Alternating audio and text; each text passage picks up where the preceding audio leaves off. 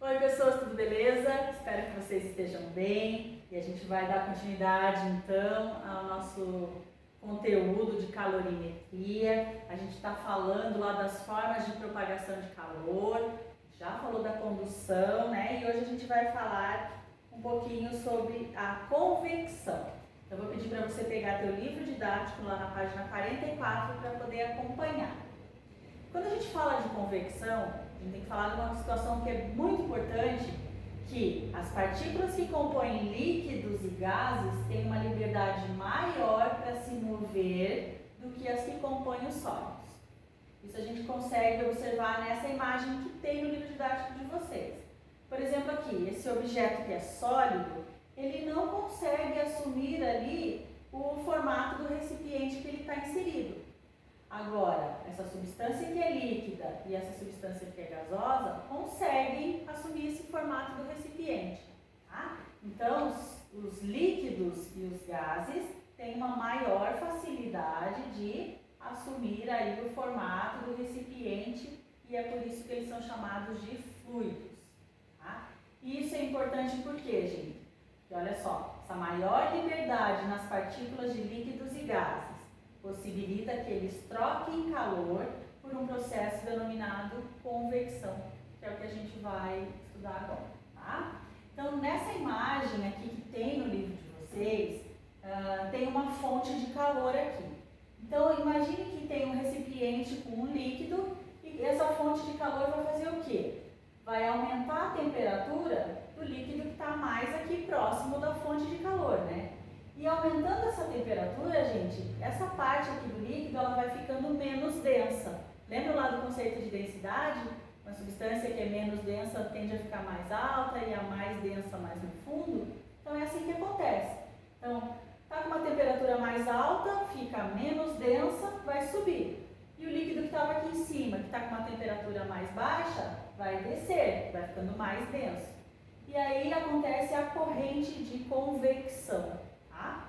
Então, maior temperatura, menos denso, sobe. Menor temperatura, mais denso, desce. E é assim que acontece a corrente de convecção no líquido. Tá? Então, está explicando isso aqui nesse texto. E falando da densidade, então a gente falou do líquido. Mas é o que acontece também na atmosfera. Tá? Então, imaginem as correntes de convecção com relação ao ar.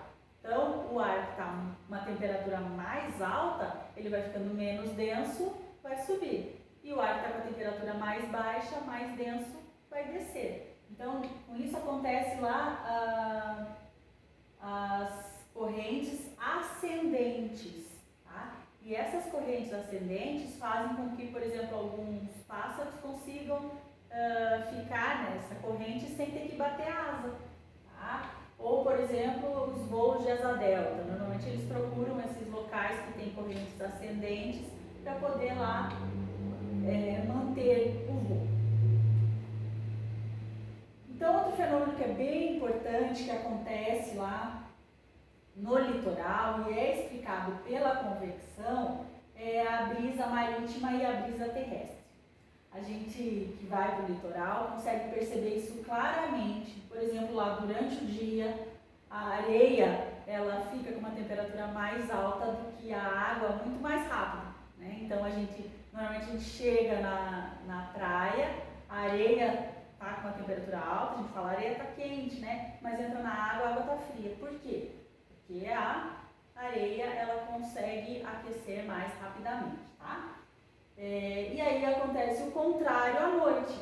Então, à noite a areia vai se resfriar mais rapidamente do que a água. Então, se alguém já foi na praia à noite, percebe que a água está mais quente do que a areia.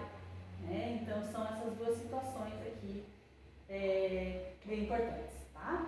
Então, vou ler junto com vocês. Né? Durante o dia, a areia aquece mais rapidamente do que a água. O ar aquecido pela areia torna-se menos denso e sobe, abrindo espaço para o movimento do ar direcionado do mar para o continente. Então, o ar frio fica embaixo, o ar quente vai subir. Esse movimento se chama brisa marítima. À noite, a areia se resfria mais rapidamente do que o mar.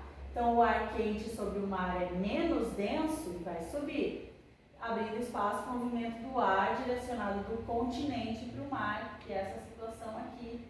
Então, esse movimento vai se chamar de brisa terrestre. Beleza, gente? E aí, para finalizar, lá na página 45, está falando por que os lagos congelam só na superfície. Então, o que acontece ali, gente? Essa camada de gelo que se forma, né, sobre os lagos, elas agem como se fosse um isolante térmico. Então, como o gelo ali ó, é um mau condutor, ele evita que o resto da água perca calor para a atmosfera. Então, vai acontecer ali ó, uma corrente de convecção embaixo dessa camada de gelo. Então, a água quente vai subir e a água fria vai descer. Mas aí quando chega ali naquela camada de gelo, não perde, né, o calor para a atmosfera. Então essa camada de gelo fica como um isolante térmico e a corrente de convecção fica ali dentro do lago, tá?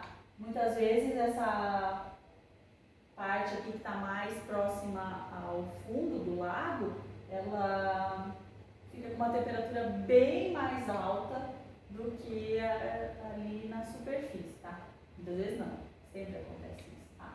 Então, ali ó, nessa situação ali ó, perto de 4 graus Celsius, tá? Então, é o que acontece ali quando os lagos congelam somente na superfície, acontecem as correntes de convecção embaixo dessa camada, tá? E eles agem então como um isolante térmico para não perder o calor para a atmosfera. Beleza, gente? Eu vou pedir para vocês irem lá na página 49, quando fala lá na página 49, no finalzinho dela, a respeito da garrafa térmica.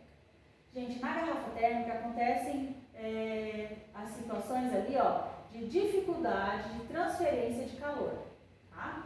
Então, por convecção, por meio da tampa, então a tampa não permite que as correntes de convecção saiam da garrafa.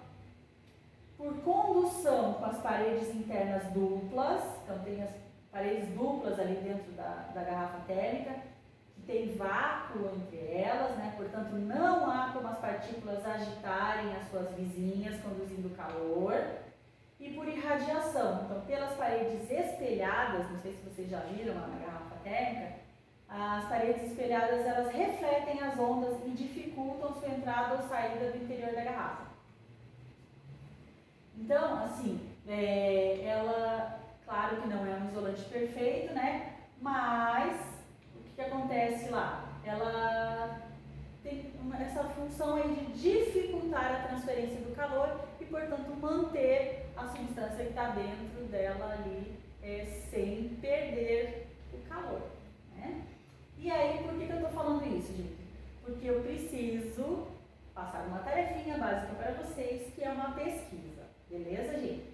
Então, vocês vão pesquisar, não vai poder ser em grupo, infelizmente, mas vocês vão pesquisar uma situação em que haja trocas de calor e explicar como essas trocas acontecem, tá? Vocês podem explicar da forma que vocês quiserem, pode ser escrita, e te dar foto e me mandar, pode ser vídeo, pode ser áudio, tá? Eu preciso que vocês pesquisem uma outra forma, então, em que haja troca de calor, tá? Um exemplo em que haja troca de calor. Aqui não está acontecendo efetivamente, né, a troca de calor. A garrafa térmica ela tenta impedir que aconteça, mas vocês vão procurar aí situações em que aconteçam as trocas de calor, tá? Lembre-se que são as 3 possibilidades: condução, convecção e irradiação. E que todas podem ocorrer simultaneamente. Pode acontecer as 3 ao mesmo tempo lá naquela situação lá, por exemplo, da fogueira. Tá, gente? Vou dar uns exemplos aqui para vocês.